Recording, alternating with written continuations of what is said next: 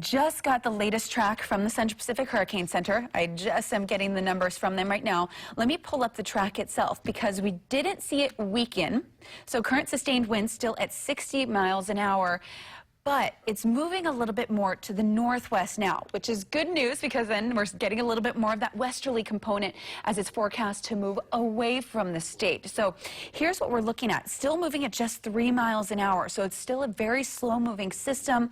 Forecast, it looks like to move a little bit more to the north, and then potentially by later this afternoon, it looks like, as it's just under Kauai, we still see more of that just directly western movement and maybe even a little bit of a southwesterly movement. So hopefully that continues to be the case because, again, we've been waiting for this western movement and we're just now seeing that. Again, current conditions with sustained winds at 60 miles an hour. So don't get me wrong, still a very powerful storm, but we definitely got lucky for the strong winds. Now, with the changes in the forecast, we, of course, have been keeping up with the Central Pacific Hurricane Center throughout the past couple of weeks. Let's send it on over to Kamaka, who's actually live with the Central Pacific Hurricane Center to get an update on the impacts that we're going to be expecting today and tomorrow and even in the coming days. Good morning, Kamaka.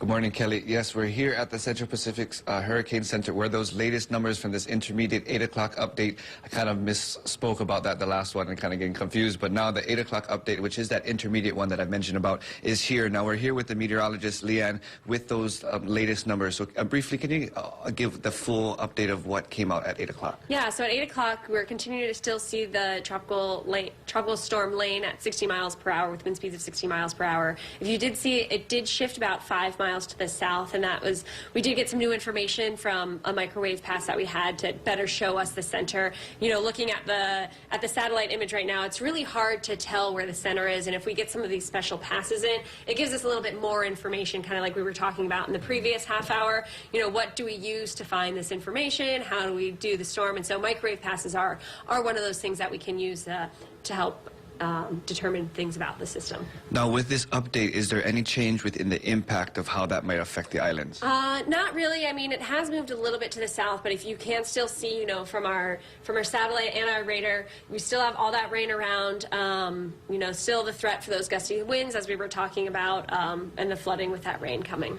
So let's talk about ocean conditions and the surfing conditions with this new update. And of course, you know, we've been talking about don't jump in the ocean, especially if it's flooded ocean, if it's flooded waters, ocean waters, or what have you. What are we expected to see with this new update when it comes to the ocean conditions? Yeah, so going off of flooded conditions, you know, that brown water is potential for lots of things to be living in it, you know, different bacteria, etc. So really stay away from the brown water, especially on Big Island. They have brown water extending into the ocean also.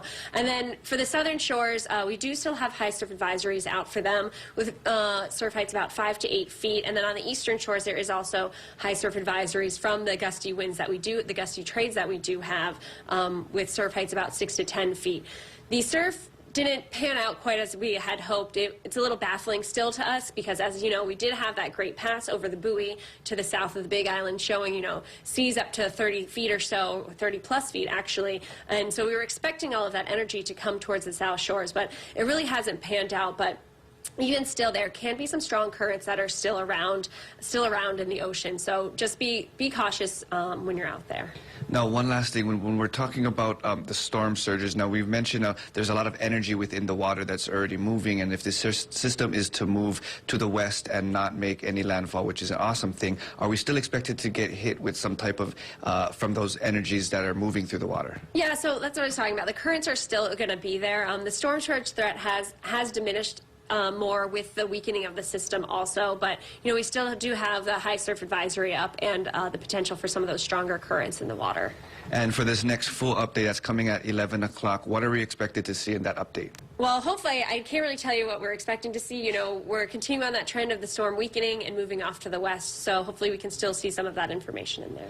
Thank you very much, Leanne. So there you have it. That's your 8 o'clock update. Of course, we want to try to keep this as informative as possible. We want to make sure that you're in tune with the latest. So again, that next update, which is the full-fledged update, that's the one we always wait for, is coming at 11 o'clock. So make sure you're staying tuned in on air, online, and on the Facebook streaming as well. And again, you have any questions, we have a bunch of questions coming in. Email that to me, kamaka.pili@khon2.com, and we'll be getting those answered for you. Back to you guys in the studio.